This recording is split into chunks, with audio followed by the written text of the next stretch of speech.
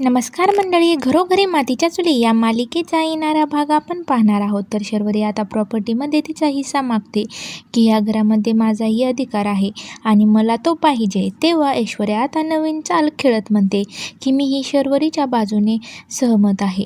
तेव्हा जानकी आता रागाने ऐश्वर्याच्या जवळ जाऊन तिच्या कानाखाली वाजवते आणि म्हणते, सर्वजण एवढं लक्षात असू द्या, जानकी आहे तोपर्यंत ह्या घरामध्ये हिस्से वाटे सोडाच, पण पुन्हा हा शब्दसुद्धा निघणार नाही, नाहीतर माझ्या एवढं वाईट कोणी नसेल. तर शर्वरीला तर आता खूपच रागाने ती लाल होते. तर इकडे आता जानकी ऐश्वर्याजवळ येऊन म्हणते की सॉरी ऐश्वर्या, खूप जोराने लागलं ना तुला. तेव्हा ऐश्वर्या म्हणते, नाही जानकी, आपल्याला शर्वरीकडून नानांचं सत्य उकळून घेण्यासाठी एक काय अजून 10 कानामागे खाईल. आता शर्वरीचं भांडं फोडणारच.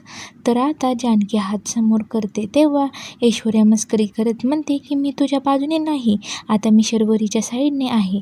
तर शर्वरी फसणार का यांच्या जाळ्यात, हे पाहणं खूपच रंजक ठरणार आहे.